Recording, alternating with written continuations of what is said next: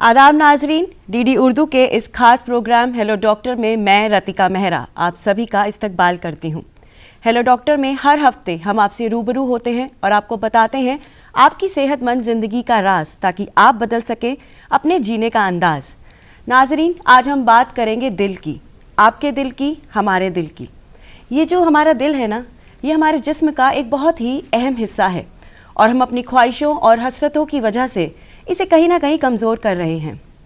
नाजरीन, जैसा कि हम सभी जानते हैं कि हम सभी इस वक्त कोरोना वायरस से लड़ रहे हैं और जिसकी वजह से हमारा जिस्म में कई तरह की दिक्कतें आ रही हैं और हमारा दिल भी इससे मुतासिर हो रहा है, जैसे कि दिल की धड़कनों का बढ़ जाना या सांस लेने में तकलीफ़ या और भी कई सारी परेशानियाँ।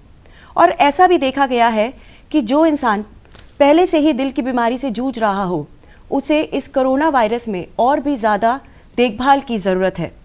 तो नाजरीन, यदि आप या आपका अपना कोई भी इस दिल की बीमारी से जूझ रहा हो, तो आप हमारे स्टूडियो के टोल फ्री नंबर पर कॉल कर सकते हैं और हमारे एक्सपर्ट से अपने सवाल पूछ सकते हैं।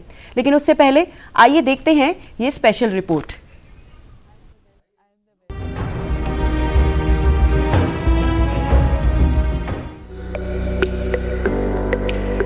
नाजरीन, कोरोना वायरस को जब से आलमी इदारा सेहत ने आलमी वबा करार दिया है, तभी से ये बात बहुत वाज़ेह हो गई थी कि अलग अलग लोगों पर इसके असरात मुख्तलिफ होते हैं।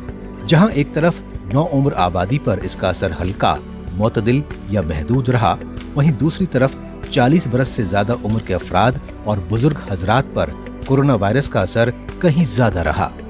इसके अलावा एक खास जुमरे के अफराद वो रहे जिनको इस वायरस ने काफी मुतासिर किया, जो पहले से ही किसी बीमारी में मुब्तला थे, ख्वाह वो हाई ब्लड प्रेशर हो, ज़ियाबतीस हो, सांस की तकलीफ हो या दिल का आर्जा।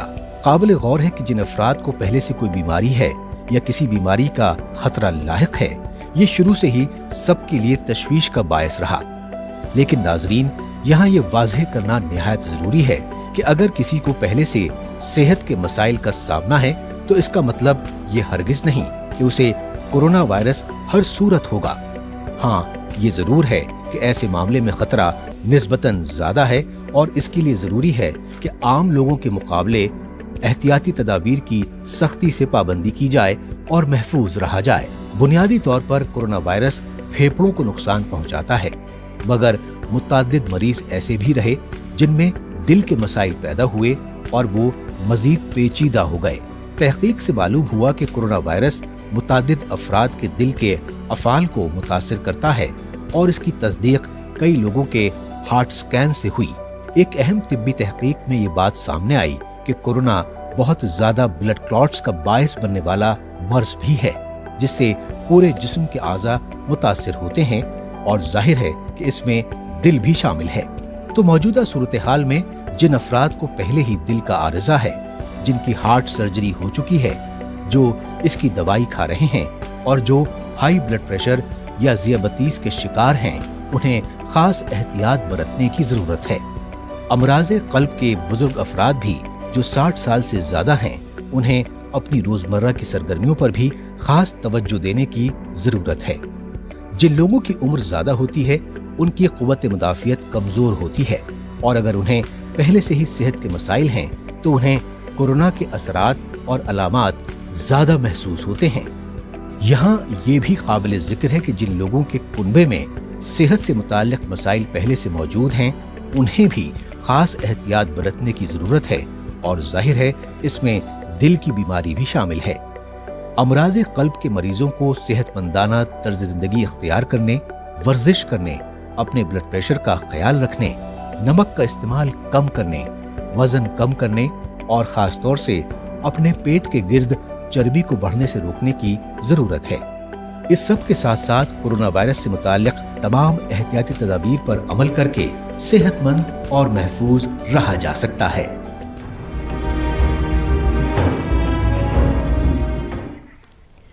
हेलो डॉक्टर की आज की पेशकश में हम आपको बताएंगे कि कोरोना वायरस में किस तरह से आप अपने दिल का ख्याल रखें, किस तरह की सेहतमंद तर्ज़ ज़िंदगी को अपनाएं और क्या खाएं क्या ना खाएं।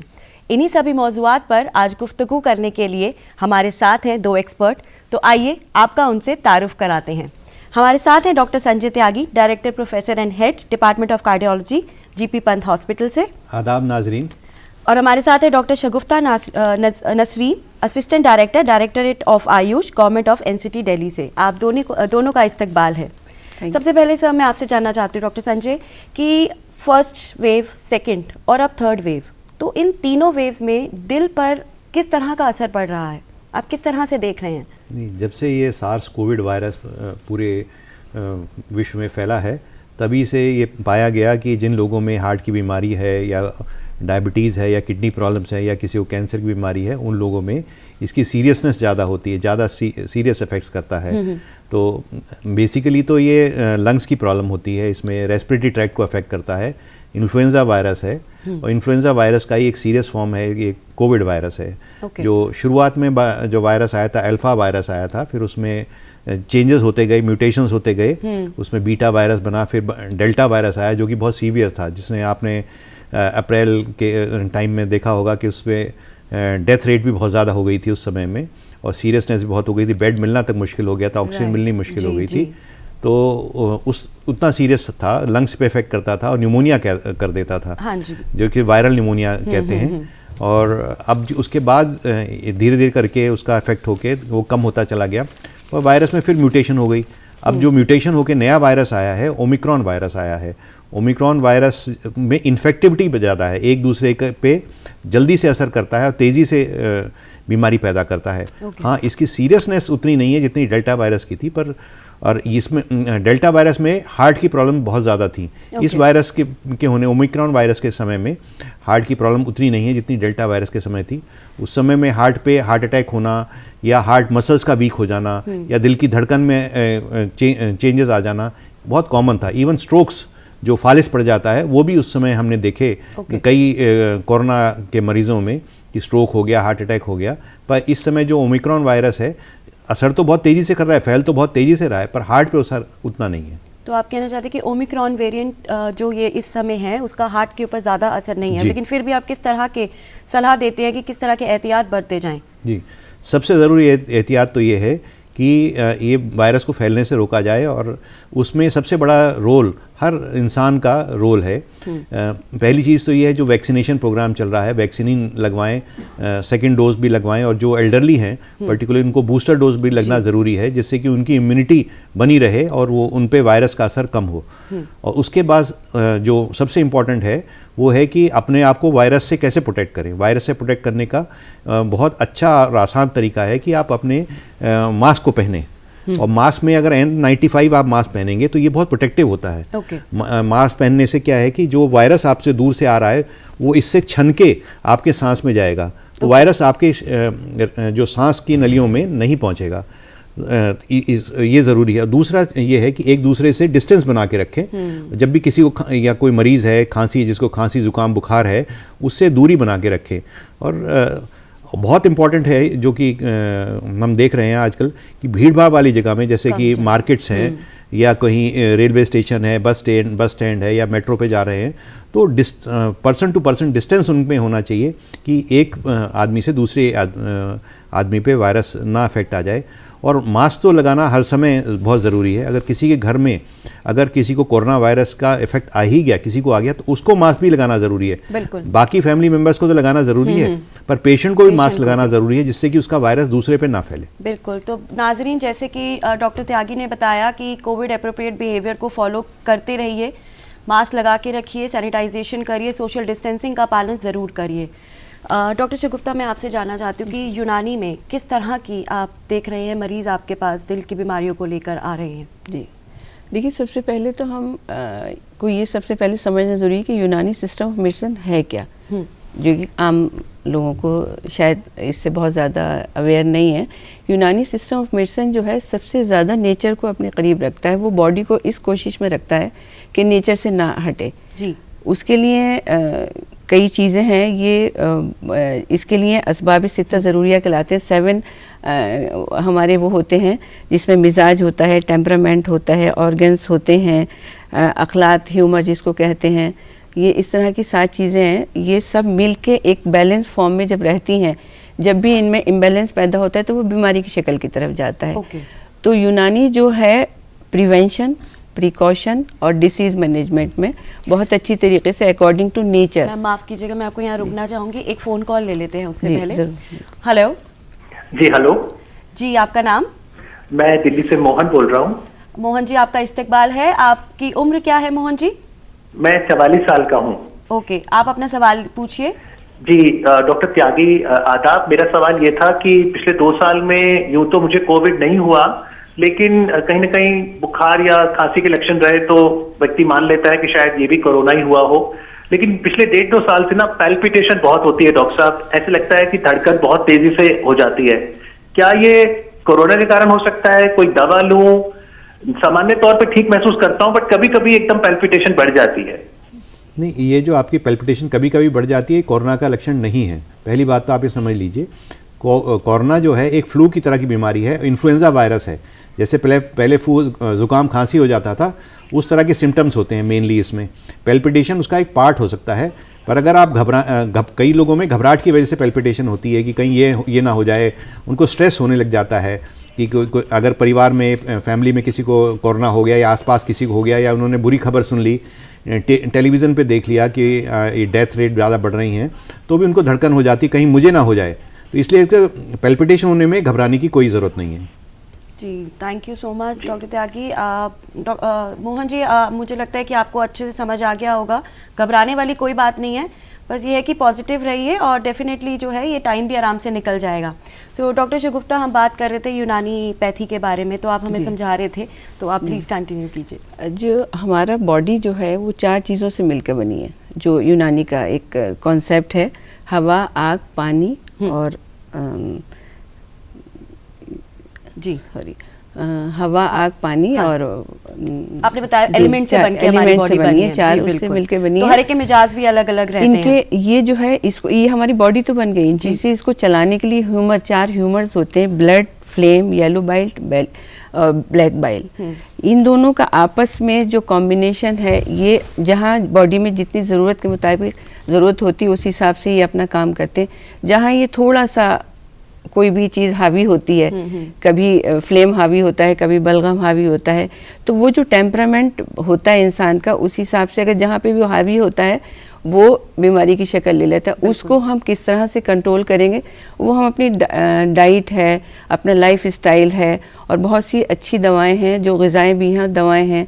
जैसे यूनानी में जब भी एक पेशेंट ने सवाल किया था कि पैल्पिटेशन हो रही है मुझे बहुत ज़्यादा, तो पैल्पिटेशन के लिए कोई भी जो भी खुशबूदार चीज़ें होती हैं, जैसे अर्क़े गाउज़ुबा है, बादियान है, आबरेशम है, ये सब चीज़ें आप इसको खाते हैं, इसके अर्क ले लेते हैं, तो इससे पैल्पिटेशन दूर। और पैल्पिटेशन क्यों हो रही है उसको हमें देखना होता है कि हो सकता है कोलेस्ट्रॉल बढ़ रहा हो सकता है ब्लड प्रेशर बढ़ रहा हो, तो उसको कंट्रोल करने के लिए, क्योंकि जो हार्ट में 4-5 चीज़, एक तो सबसे ज़्यादा पैल्पिटेशन का जो आजकल एक पेशेंट आते हैं, एक खौफ सा आ गया है कि ये शायद हमें कोरोना की वजह से हो गया है, ये शायद हमें, ये एक बीमारी है कोरोना, कोई एक खौफ या कोई शेर नहीं है, ड्रामा। हम लाइफस्टाइल के बारे में, स्ट्रेस के बारे में अभी आगे आपसे बात करेंगे, उससे पहले एक कॉल ले लेते हैं।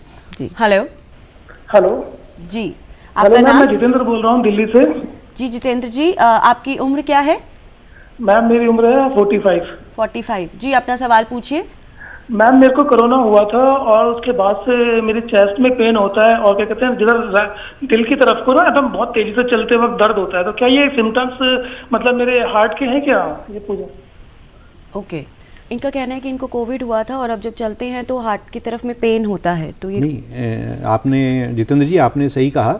कई लोगों में हम देखा है कोरोना होने के बाद भी कुछ सिम्टम्स होते हैं, जिसे लॉन्ग कोविड कहते हैं। लॉन्ग कोविड की वजह से कुछ सिम्टम्स लोगों को, हार्ट के सिम्टम्स भी हो सकते हैं, कईयों में ब्लड प्रेशर के सिम्टम्स हो सकते हैं, कईयों में जो ब्रेन के भी सिम्टम्स हो सकते हैं। तो अगर आपके यहाँ आपको चेस्ट पेन होती है या कोई भी तकलीफ है, बल्कि 45 ईयर्स पे तो वैसे भी आपका चेक होना चाहिए। तो मैं तो इस प्रोग्राम के माध्यम से आपको ये बताना चाहूँगा कि एक बार आप अपना ब्लड शुगर, लिपिड प्रोफाइल और ब्लड प्रेशर ज़रूर चेक करा लेना। हर आदमी को, हर स्त्री को जो भी है, उनको एक बार ज़रूर चेक करा लेना चाहिए, क्योंकि ज़्यादातर ब्लड प्रेशर एक साइलेंट किलर कहते हैं और उसका पता ही नहीं लगता जब तक हम चेकअप नहीं कराएं। ऐसे ही कोलेस्ट्रॉल हुआ या शुगर की बीमारी हुई, अगर एक बार चेक कराएंगे तभी पता लगेगा। अगर आपको कोरोना हुआ तो भी आपको इसका चेकअप बहुत ज़रूरी है, और नहीं तो हर साल में एक बार ज़रूर आपका अपना ब्लड की केमिस्ट्री जो है अब करा लेनी चाहिए, particularly cholesterol level, sugar level और ब्लड प्रेशर। ओके, तो जैसे कि डॉक्टर त्यागी ने आपको बताया कि आप अपने डॉक्टर से सलाह कीजिए और अपने सारे के सारे जितने भी नियर बाय हॉस्पिटल में जाके आप अपने चेकअप्स ज़रूर करवाएं। सो डॉक्टर त्यागी, ये जो हमारा हार्ट है ये काम तो चुपचाप करता है लेकिन वॉलंटरी करता है, तो समटाइम्स क्या होता है जो दिल की धड़कनें हमें सुनाई देती हैं कभी बहुत तेज़ हो जाती हैं, कभी बहुत कम हो जाती हैं। अगर कोविड से नहीं इसे जोड़ते तो क्या ये कोई एक अलार्म साइन है कि हाँ हमारी हार्ट में कोई दिक्कत आ रही है? देखिए, पहले तो ये जो दिल है ना, इनवॉलंटरी काम करता है। मतलब जब आप सोते हैं तब भी ये काम करता रहता है। वॉलंटरी का मतलब होता है कि जब आप चाहें तब काम, जैसे आपकी हाथ पैर की मसल्स हैं, जब आप चलना चाहेंगे तो चलेंगे, नहीं चलना चाहेंगे तो। पर हार्ट जो है बिना रुके माँ के गर्भ से लेके और मृत्यु तक, हेड आप जब तक डेथ होती है तब तक ये सोते जागते तक काम करता रहता है। इट इज़ इनवॉलंटरी और अपने आप काम करता रहता है। दूसरी बात हुई धड़कन की। धड़कन हमारे शरीर, जो हार्ट का काम है पंप करते रहना। जब शरीर को ज़्यादा ब्लड की ज़रूरत होती है, ज़्यादा ऑक्सीजन की ज़रूरत होती है तो हार्ट भी ज़्यादा काम करता है, क्योंकि ज़्यादा पंप करता है। ज़्यादा जैसे आप वॉक करेंगे और उसके बाद दौड़ने लगेंगे तो दिल की रफ्तार बढ़ जाती है, पैल्पिटेशन होने लग जाती है। सीढ़ी चढ़ेंगे तो दिल की रफ्तार बढ़ जाएगी, वो पैल्पिटेशन महसूस होने। लेकिन नॉर्मली में आप बात कर रहे हैं तो हमें पैल्पिटेशन नहीं महसूस हो रही। पर कई बार हम अकेले में बैठे हुए हैं या दिल की तरफ ध्यान चला गया या महसूस करने लगे कि सोते समय भी ऐसा लगता है कि धड़कन तेज हो रही है, क्योंकि कुछ जो और बाकी से जो है ना इनपुट्स नहीं है उस समय में। दिल की धड़कन की तरफ अगर हमारी नज़र चली जाए तब हमें महसूस होता है कि दिल की धड़कन चल रही है। वैसे नॉर्मली हमें नहीं महसूस होता कि दिल की धड़कन चल रही है। पर अगर कुछ लोगों में, हाँ, अगर धड़कन बढ़ी हुई है, लगातार बढ़ी हुई है, तो उसके टेस्ट होते हैं कि आपका हीमोग्लोबिन लेवल ठीक है, आपका थायराइड फंक्शन ठीक है, या आपका ब्लड प्रेशर तो नहीं बढ़ा हुआ। तो ये सारी चीज़ें चेकअप कर ली जाती हैं। अगर किसी को कंटिन्यूसली हाई पैल्पिटेशन की प्रॉब्लम है तो उसका भी चेकअप ज़रूरी है एक बार। ओके, तो ये तो दिल की धड़कनों की बात हुई। अगर हम आम तौर पे बात करते हैं, एक आम इंसान को वो कैसे पता चले कि अब उसके दिल में किसी तरह की कोई दिक्कत आ रही है, कोई ऐसे कोई अलार्म साइन होते हैं, किसी तरह से पता लगता है कि हाँ हमारे दिल की कोई परेशानी है अब हमें? देखिए, सबसे आपने बहुत एक इम्पॉर्टेंट प्रश्न किया है कि आपकी दिल की परेशानियों को कैसे पहचाने हम। सबसे पहली चीज़ तो है जिनके फैमिली में किसी के पेरेंट्स को, मदर फादर को अगर ये तकलीफ़ है, हार्ट की बीमारी है, डायबिटीज़ है या ब्लड प्रेशर है, तो इसको जेनेटिक डिसऑर्डर, मतलब उनकी फैमिली में, जैसे आप कह रहे थे ना, वो रन कर सकती है। तो उन लोगों में ज़्यादा केयरफुल होने की ज़रूरत है। दूसरा, जो नाड़ियों में कोलेस्ट्रॉल जमा हो जाता है, हम कोलेस्ट्रॉल की बात करते हैं। कोलेस्ट्रॉल दो तरीके का होता है। एलडीएल कोलेस्ट्रॉल होता है जो कि ख़राब कोलेस्ट्रॉल होता है, जो कि नाड़ियों में जाके जम जाता है। ये चिकनाई होती है जो जाके जम जाती है और इससे जो नाड़ियाँ हैं वो नैरो हो जाती है, संकरी हो जाती है, उनमें खून का बहाव कम हो जाता है। तो ज़रूरी ये है कि खून का बहाव 50-60 वर्ष की उम्र पे कम नहीं होना शुरू हुआ, बचपन से ही जो ये ब्लॉकेजेस हैं डेवलप होने शुरू हो जाते हैं। वियतनाम वॉर में, अमेरिका और वियतनाम की वॉर हुई तो जिसमें अमेरिकन सोल्जर्स की डेथ हुई थी, उनकी ऑटोप्सी की गई तो उसमें पाया गया हार्ट के 20-25 साल की उम्र के जो आम आर्मी के जो लोग मरे थे उनमें भी कोलेस्ट्रॉल की ब्लॉकेजेस पाई गई। तो ज़रूरी है कि आप बच्चों की एज से, बचपन से ही इसका ख्याल रखें कि उनमें कोलेस्ट्रॉल या चिकनाई या ऐसी चीज़ें ना हो। तो एक बार चेकअप ज़रूर करा लें और जैसे ही उम्र बढ़ती है, 20 साल के ऊपर होती है, तब अपना कोलेस्ट्रॉल, ब्लड शुगर और ब्लड प्रेशर ज़रूर चेक कराना चाहिए। इसके अलावा इवन बच्चा भी अगर है तो डॉक्टर के पास जाएगा तो उसका ब्लड प्रेशर ज़रूर चेक हो जाना चाहिए। हम इसके ऊपर अभी आगे आपसे दोबारा बात करेंगे। एक फ़ोन ले लेते हैं तब तक। हेलो जी, हेलो हेलो जी, आप सुन पा रहे हैं? हाँ जी, आपका नाम? रोहित। हाँ जी रोहित जी, आपकी उम्र क्या है रोहित जी? मुझे सवाल पूछना था कि मेरी माताजी की उम्र 58 साल है। ओके। और वो पॉजिटिव हुए थे अभी 15 रोज पहले। अच्छा, 15 दिन पहले वो कोविड पॉजिटिव हुई हैं? ओके। हाँ हाँ जी। तो उनका सीआरपी लेवल रिपोर्ट करवाया था तो 17 आया है। ओके। तो उनको शुगर भी है। ओके, तो आप जी जी, आप क्या पूछना चाहते हैं? हाँ, तो उनको ये, तो उनके किडनी पर और इसका असर तो नहीं? जी, दोबारा बताइएगा। हाँ, और उनको शुगर है तो उनका किडनी पे सीआरपी लेवल बढ़ा है तो उनको किडनी पे कुछ असर तो नहीं आया है, जैसे कि इनको शुगर बीपी वालों को थोड़ा खतरा रहता है इसका? देखिए, मैं आपको ये बताना चाहूँगा, ये कोविड जो है एक इन्फ्लेमेटरी बीमारी है। पूरे शरीर में जगह जगह जाके सूजन करती है। जैसे आपने बताया कि सीआरपी बढ़ा हुआ है। सीआरपी एक मार्कर है इन्फ्लेमेशन का, सूजन का मार्कर है। अगर उनका सीआरपी लेवल ये बढ़ा हुआ है, ये कोरोना की वजह से बढ़ा हुआ है। इस समय में उनका डायबिटीज़ का कंट्रोल और बेटर होना बहुत ज़रूरी है। तो रेगुलर आप घर में ग्लूकोमीटर से उनका ब्लड शुगर चेक करें, खाना खाने के पहले और खाना खाने के 2 घंटे बाद। और ब्लड शुगर का लेवल कंट्रोल रखना ज़रूरी है। हो सकता है अगर उनकी शुगर ज़्यादा हो तो उसकी दवाइयाँ बढ़ाने की ज़रूरत हो सकती है। और शुगर का लेवल कंट्रोल करें और डाइट में अपना पर्टिकुलर ध्यान करें कि मीठा, मिठाई और चिकनाई वाली चीज़ों का उपयोग ना करें। और उनको जब तक उनको ये कोरोना के सिम्टम्स हैं तो घर में आराम करें। और दूसरों से प्रोटेक्शन ज़रूरी है कि एक को मरीज़ को अगर घर में कोरोना हो गया तो दूसरे को ना फैले। हम शुरुआत में भी उसकी बात कही थी कि हम एक डिस्टेंस मेंटेन करेंगे, उनको आइसोलेट करेंगे, उनको वेंटिलेटेड रूम में रखेंगे जिसकी खिड़की दरवाजे खुले हों, जिसमें हवा आती रहे। उससे वायरस का इन्फेक्शन कम फैलता है। धूप आए तो वायरस ख़त्म हो जाता है। वायरस एक जीवाणु है जो कि धूप से ख़त्म हो जाता है। अगर आपको वेंटिलेटेड रूम रहेगा तो भी उसके चांसेस स्प्रेड होने के कम हो जाएंगे। तो जहां आपकी माताजी हैं उनके लिए भी अच्छा है और परिवार वालों के लिए भी अच्छा है कि वेंटिलेटेड रूम में रहें, मास्क पहन के रहें और दूसरों से जब खान पीन के लिए भी डिस्टेंस मेंटेन करके नए कॉलर है हमारे साथ जुड़ रहे हैं। हेलो जी, ये मुझे डॉक्टर साहब से बात करनी है। जी, आपका नाम जान सकते हैं? हाँ, मैं बॉबी बात कर रहा हूँ गाजियाबाद से। बॉबी जी, आपकी उम्र? हेलो बॉबी जी, आपकी उम्र क्या है? मेरी उम्र है 35 साल। 35 साल। जी, आप अपना सवाल पूछिए। जी, मैं रात को जब सोता हूँ तो कभी कभार मुझे बड़ा पसीना आता है। मुझे पूछना है इसकी क्या कारण हो सकता है। जब मेरी आंख खुलती है तो मेरी शर्ट बहुत पसीने में रहती है।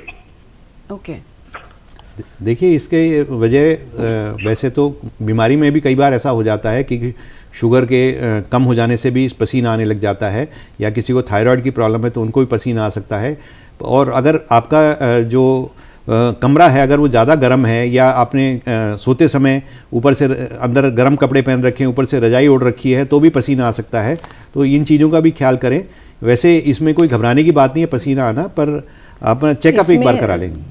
जी, एक बात मैं ऐड करना चाहूँगी। जैसे रात को सोते में किसी को पसीना आता है तो उस वक्त कई बार लिवर में हमारे गर्मी ज़्यादा हो जाती है, तो उसको थोड़ा सा लिवर टॉनिक कोई भी ले लें साथ में, तो उससे बहुत फ़र्क पड़ जाता है। ये हमारे पास आते हैं इस तरह के मरीज़, तो और उसको फ़ायदा भी होता है। तो कोई भी लिवर टॉनिक इस्तेमाल कर सकते हैं। उसके बाद देखें और पानी वगैरह का इस्तेमाल करें, चिकनाई का थोड़ा इस्तेमाल कम करें, तो इससे बहुत फर्क पड़ेगा। इसको देखें अपनी डाइट को। जैसे कि हमारे एक्सपर्ट ने बताया, पानी खूब पिएं और दालचीनी का जो शानदार पिएं। दालचीनी का इस्तेमाल कीजिए और अपने डॉक्टर से ज़रूर सलाह कीजिए कोई भी स्टेप उठाने से पहले। ये बेहद ज़रूरी है। ये बेहद ज़रूरी है। जी, तो डॉक्टर शगुफ्ता, हम सभी अपने दिल को लेके तो बहुत फिक्रमंद रहते हैं, डाइट और एक्सरसाइज के लिए भी बहुत ज़्यादा जागरूक रहते हैं, लेकिन जब इम्प्लीमेंट करने की बात आती है तो हम थोड़े से उसमें लापरवाही करते हैं। जिस वक्त हमें तकलीफ होती है उस वक्त तो हम बहुत ज़्यादा ध्यान देते हैं, डाइट कंट्रोल भी, एक्सरसाइज भी और दवाई भी, और हर चीज़ का एहतियात और ध्यान देते हैं। जहाँ हम लोगों को लगता है कि हम ठीक होने लगे, तबीयत हमारी जो तकलीफ़ें थी वो कम हो गई, तो हम आहिस्ता आहिस्ता उन चीज़ों की तरफ से ध्यान हटाना शुरू कर देते हैं कि हम ठीक हो गए। आप ठीक हो गए, लेकिन ठीक होके ठीक रखना भी बहुत ज़रूरी होता है। तो ठीक किस तरह रखेंगे आप अपने लाइफ स्टाइल में, अपनी डाइट में, और कभी भी ना जो हमारे आजकल जो ज़्यादा बीमारियां हो रही हैं, हम लोग एंटी क्लॉकवाइज सिस्टम अपना बॉडी का रख रहे हैं। सूरज जब निकलता है तो हमारा पूरा मेटाबॉलिक सिस्टम स्टार्ट होता है और अच्छी तरीके से लाइफस्टाइल, ये बहुत इंपॉर्टेंट टॉपिक है, इसके ऊपर हम अभी आपसे चर्चा करते हैं। एक कॉल ले लेते हैं इससे पहले। हेलो हेलो हेलो हेलो जी, हाँ जी, आदाब। मैं अर्ज कर रहा हूँ श्रीनगर से, अब्दुल मजीद मेरा नाम है जी। अब्दुल जी, 24 तारीख को मेरा कोरोना पॉजिटिव आ गया। कौन? अभी मैं आई एम सीनियर सिटीजन। ये 4 तारीख को मेरा ड्यू 4 तारीख को मेरा ड्यू है बूस्टर डोज। अब मुझे क्या करना चाहिए? ओके, आपकी उम्र क्या है? Senior citizen. सीनियर सिटीजन नहीं, अगर आपको देखिए अभी कोरोना हुआ है तो आपको अभी बूस्टर डोज लगाने की जरूरत नहीं है, तो आप अब 3 महीने का इंतजार करें, उसके बाद आप अपना बूस्टर डोज लगवाएं, क्योंकि जब वायरस अंदर। मेरी उम्र 65 है। हाँ, कोई घबराने की बात नहीं, 65 बहुत कुछ ज़्यादा उम्र नहीं है। अगर आपको कोरोना हो गया है, इसका मतलब वायरस आपके शरीर में गया तो एंटीबॉडी ऑटोमेटिकली बन गई है उसमें, और अच्छे लेवल की एंटीबॉडी बन गई है कोरोना के अगेंस्ट में। तो आपको तो घबराने की ज़रूरत नहीं है। अब आप धीरे धीरे करके ठीक होते चले जाएंगे और आपकी एंटीबॉडी का लेवल बढ़ता चला जाएगा। एंटीबॉडी ही नहीं बनती हैं बल्कि एक ह्यूमरल इम्यूनिटी भी बढ़ जाती है। उसमें हमारे ब्लड सेल्स को भी याद होता है कि ये हमारा दुश्मन है कोरोना वायरस, और जब अगर दोबारा कोरोना वायरस हमारे शरीर में आएगा तो उसको अटैक करके उसको वहीं ख़त्म कर देंगे। इस समय आपको बूस्टर डोज की ज़रूरत नहीं है। 3 महीने बाद अपना बूस्टर डोज लगवाइए। इसमें मैं भी आपसे एक सवाल पूछना चाहूँगी कि जैसे किसी की सर्जरी अभी हाल ही में हुई है तो और उनका वैक्सीनेशन का डोज या बूस्टर डोज ड्यू है, तो क्या उन्हें भी अभी रुक जाना चाहिए?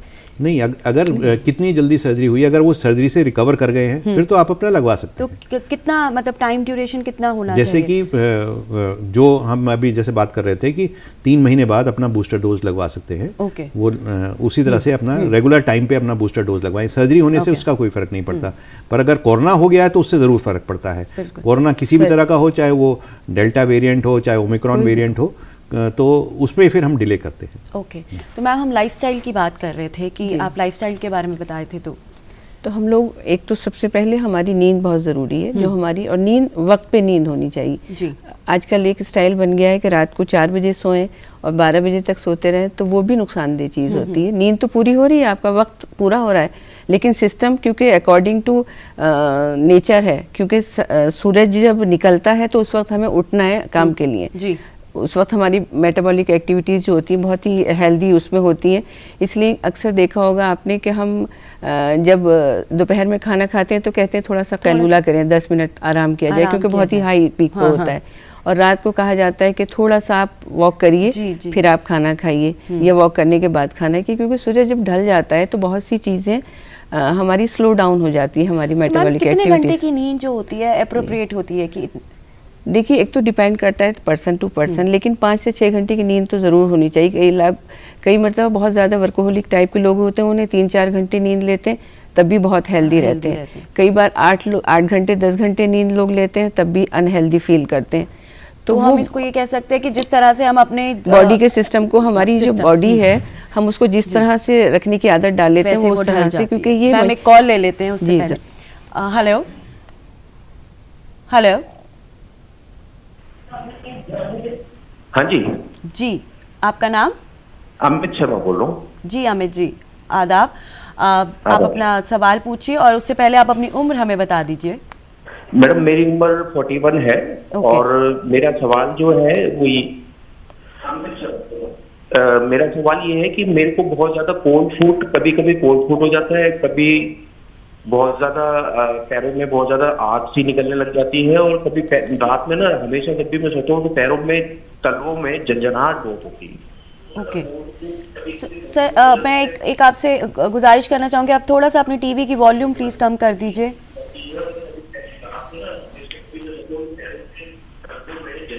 हेलो।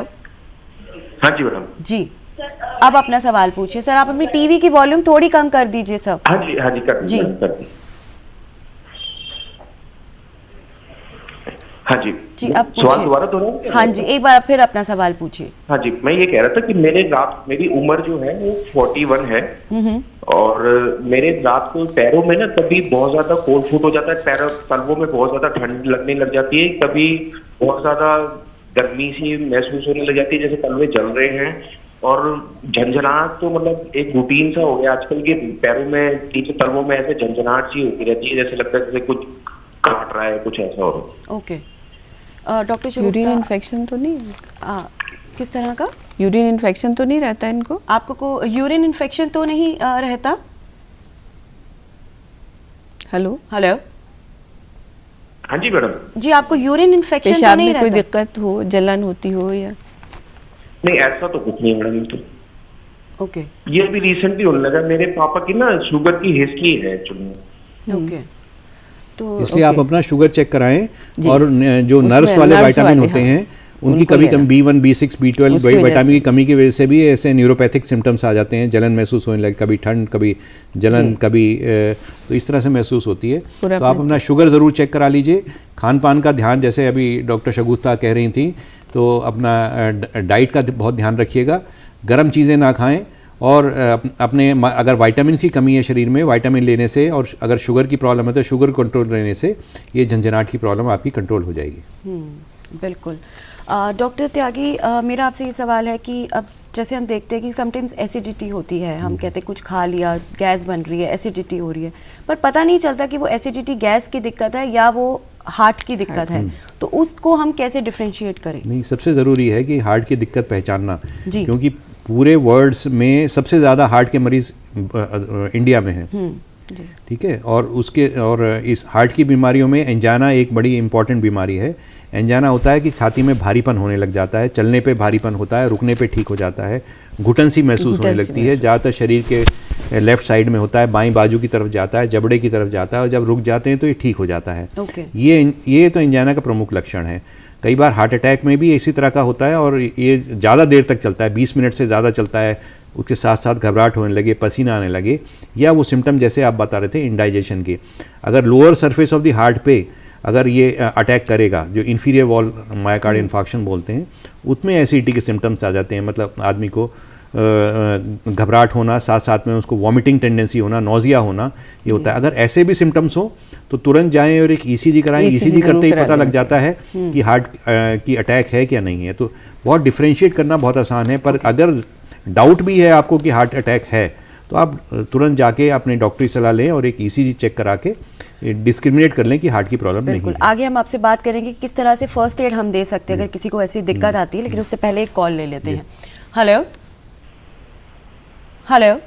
हाँ जी जी, आपका हाँ जी, नाम? मैं जगदीप कुमार पंजाब से बोल रहा हूँ। जी जगदीप जी, आपकी उम्र क्या है सर? मेरे को रात को सोते समय प्रॉब्लम होती है कि मेरे दिल की जो धड़कन है वो बहुत ज्यादा बढ़ जाती है। ओके जगदीप जी, आपकी क्या उम्र है? मेरी 41। 41। तो आपकी धड़कनें बढ़ जाती हैं? हाँ जी, और भी किसी तरह की कोई तकलीफ? और भी कोई तकलीफ आप दिन भर में जब काम करते हैं कोई और तकलीफ महसूस होती है? नहीं, दिन में काम वगैरह सब ठीक है। मैं रात को सो रहा हूँ, सोते समय दिल की जो खुद पासा लेता हूँ, मैं अपना बदलता हूँ, साइड बदलता हूँ। उस साइड बदलने से मेरी धड़कन इतनी ज्यादा तेज हो जाती है कि मेरे को आवाज सुनाई देती है, बहुत ज्यादा टिप टिप करती है। अभी हमने इसके बारे में देखिए, अभी हमने शुरुआत में इसके बारे में बात की थी। आप जब सो रहे हैं, आप एकांत में हैं, तो आपको दिल की धड़कन महसूस होने लग जाती है। नहीं तो आप दिन में काम करते रहते हैं, जितना भी काम करते हैं दिल की धड़कन बढ़ती है उस समय, बल्कि आप चलेंगे कोई प्रॉब्लम नहीं होती। रात को सोते समय ये प्रॉब्लम नहीं, वही मैं बता रहा हूँ, आपको महसूस होती है, दिल की धड़कन आपको महसूस होती है, तो उससे घबराने की जरूरत नहीं है, उसको बिल्कुल इग्नोर कर दीजिए। बहुत ज्यादा आवाज होती है, उससे मेरे को घबराहट होनी शुरू हो जाती है। मैं जब चाहे सर्दी है, मेरे को एक ज्यादा चक्कर निकालना पड़ता है, तब जाके बेड पे आता हूँ। हाँ, नहीं, डॉक्टर शगुफ्ता भी आपसे कुछ पूछना चाहती है। पूछिए, आप खाना लेट खाते हैं रात को? हाँ, खाना मेरी डाइट ठीक है जी। नहीं, खाना रात को कितने बजे खा लेते हैं आप? मैं खा लेता हूँ 9 साढ़े 9 बजे। अच्छा, कोशिश करिए और 7:30 8 बजे तक खाना खा लें। ये भी एक वजह होती है, खाना खा के हम फौरन बिस्तर पे आ जाते हैं, तो उसकी वजह से भी और बैठ के हम लोगों का स्टाइल ऐसा होता है कि पेट पे दबाव पड़ता है, जिसकी वजह से रिफ्लक्स होता है और तेजाबियत और ये धड़कन की तरफ धड़कन महसूस होने लगती है। थोड़ा बहुत टहलता हूँ। अच्छा, तो आप अपना एक बार ब्लड प्रेशर वगैरह और कोलेस्ट्रॉल चेक कराइए। अच्छा जगदीप जी, आप अपने डॉक्टर से सलाह कीजिए और एक बार अपने टेस्ट करवाइए, उसी से सारी चीज़ें क्लियर हो जाएंगी कि किस तरह की दिक्कत आपको आ रही है। तो सर, हम बात कर रहे थे कि अगर किसी को जैसे परेशानी आती है हार्ट की, तो उसे इमीडिएटली अगर फर्स्ट एड की ज़रूरत है तो क्या किया जाए? नहीं, पहली बात तो जैसे ये है कि अगर किसी को हार्ट अटैक होने लगा, हार्ट अटैक के उसको लक्षण आने लगे कि जैसे हम बात कर रहे थे, छाती में घुटन होने लगती है, दबाव महसूस होने लगता है, उसमें पसीना आने लग जाता है, घबराहट होती है, अगर ऐसे लक्षण हैं तो तुरंत जाके आप, तो एक तो पहले हमने बात की ईसीजी कराएं, और जब तक अगर ईसीजी ना कराएं तो घर में आराम करें। और अगर घर में किसी के पास कोई मरीज़ है तो उसके पास सॉर्बिटेट की जैसी गोली होती है, आधी गोली ज़बान के नीचे रख देते हैं और रेस्ट कर देते हैं। उसके साथ साथ क्यों होता है हार्ट अटैक? हार्ट अटैक होता है खून का थक्का बन जाने से। जो हमारी आर्टरीज़ हैं, जो हमारे खून की नाड़ियाँ हैं, उनमें खून जम जाता है। खून जम जाना को रोकने के लिए क्या करना होता है? एस्प्रिन की गोली, एक घर में अगर एस्प्रिन की गोली है, पानी में घोल के तुरंत एक पूरी गोली उसको ले लीजिए। उससे खून क्या है कि वो गाढ़ा नहीं हो, उसमें खून पतला हो जाएगा, तो उसके ब्लॉकेज होने के चांसेस कम हो जाएंगे। जब तक आप हॉस्पिटल पहुंचते हैं, हॉस्पिटल पहुंचेंगे तो आपकी ईसीजी, इको वगैरह करके उसको पता लगा लिया जाता है कि हाँ हार्ट अटैक है। अगर हार्ट अटैक वो खून का थक्का जम ही गया है तो उसके लिए इंजेक्शन लगा के या एंजियोप्लास्टी करके उसको हटाया जा सकता है। ओके नाजरीन, एक बार फिर से किसी भी दवाई का इस्तेमाल करने से पहले आप अपने डॉक्टर्स की सलाह ज़रूर लीजिएगा। डॉक्टर शगुफ्ता, अब हम आजकल देख रहे हैं कि कोविड का टाइम चल रहा है, जिसको कोविड पॉजिटिव हो जाते हैं उनमें स्ट्रेस लेवल बहुत ज़्यादा बढ़ जाता है, क्योंकि मिलना जुलना एक दूसरे के साथ बंद हो गया और मिलजुल भी नहीं सकते क्योंकि 2 गज की दूरी जो है वो ज़रूरी है। तो किस तरह से उस मरीज़ को हम मतलब दवाइयों के साथ साथ मेंटली कैसे उसे रिकवर किया जाए? एक तो सबसे पहले हम अपने इस खौफ को, जो हमारे एक चारों तरफ एक खौफ ने जो घेरा हुआ है हमें कि कोरोना होगी और बस हमको पता नहीं क्या हो गया और हम अब नहीं रहेंगे, उस चीज़ को निकालना है। कोरोना भी एक जैसे आम बीमारियां हैं, ये भी एक बीमारी है। समाज में हमारे पास हार्ट पेशेंट भी हैं, हार्ट की बीमारी भी है, कैंसर की भी है और भी बहुत सारे ख़तरनाक, टाइफाइड भी हो जाता है, उससे हम नहीं डरते। लेकिन ये क्योंकि एक वबा की शक्ल में आया और वबा ऐसी चीज़ होती है कि बहुत ज़्यादा इफ़ेक्ट करती है बहुत सारे लोगों पे एक साथ, और कंट्रोल में आना उसके लिए मुश्किल होता है। हमारा सिस्टम भी उसको कंट्रोल करना, एकदम से अगर कोई चीज़ आ जाती है तो उससे क्या होता है, हमारी मेंटल हेल्थ पे बहुत ज़्यादा फ़र्क पड़ा है।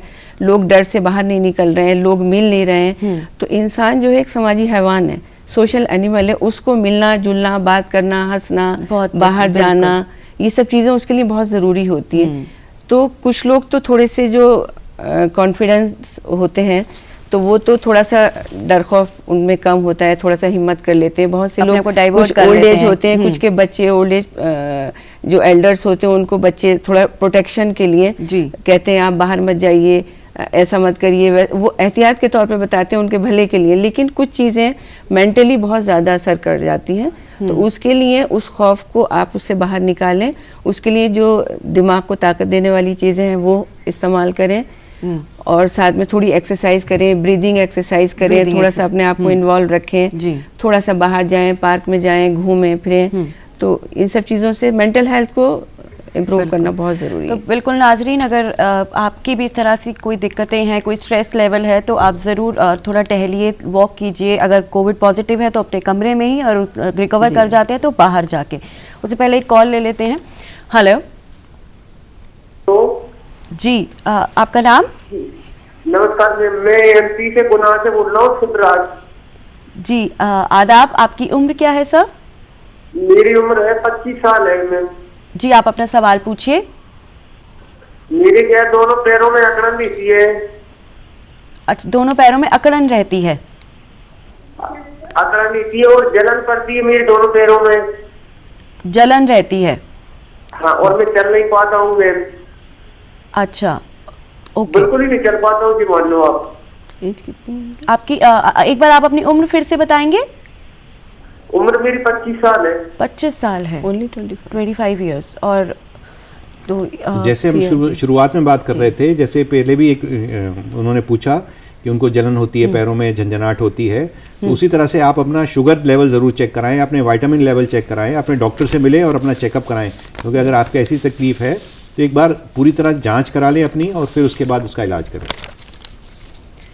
तो जैसे कि डॉक्टर त्यागी ने कहा कि आप अपने डॉक्टर के पास जाके अपना पूरे जांच करा के अपना इलाज जल्द से जल्द शुरू करिए। तो मैम, हम बात कर रहे थे डाइट की, तो हमने बात की अच्छी डाइट हमें लेनी चाहिए। यूनानी में कहा गया कि नेचर से जुड़ा है। बिल्कुल। तो अगर हम अब बात करते हैं वैक्सीन की, तो ये थोड़ा सा अभी भी लोगों में एक ना डर है कि हमें किसी तरह की कोई प्रॉब्लम है, हार्ट पेशेंट है, डायबिटीज़ है, तो वैक्सीनेशन लगवाएं या ना लगवाएं, इस पे आप क्या सलाह देना चाहेंगे? देखिए, चाहे कोई हार्ट पेशेंट है या कोई ब्लड थिनर्स भी ले रहा है या एस्प्रिन जैसी गोली ले रहा है, उन सभी को वैक्सीन लगाना ज़रूरत है। और हमारे देश में हम लोग क्यों कोरोना को कंट्रोल कर पाएँ? क्योंकि हमने वैक्सीनेशन बहुत शुरुआत किया, सेकेंड डोज भी लगवाई बहुत लोगों ने, 165 करोड़ से ज़्यादा लोगों ने वैक्सीनेशन लगवा लिया है, और इसलिए हम कोरोना को रोकने में काफ़ी कामयाब हुए हैं। तो वैक्सीन तो हर आदमी को लगानी ही है, और रेगुलर इंटरवल पे जब भी ज़रूरत पड़े। और ये जैसे हम इन्फ्लुएंजा होता था, इन्फ्लुएंजा की वैक्सीन हर साल लगा करती थी, ऐसे ही आप सोचें कि कोरोना भी एक इन्फ्लुएंजा वायरस है, और ये अपनी शक्लें बदल के आता है। कभी ये डेल्टा शक्ल में आता है, कभी ये ओमिक्रॉन शक्ल में आता है। तो उसकी वैक्सीन में थोड़ा फेरबदल करके और वैक्सीन लगाई जाएगी, हर साल लगाई जाएगी। तो आप उसकी बिल्कुल चिंता ना करें, वैक्सीन बिल्कुल सेफ है।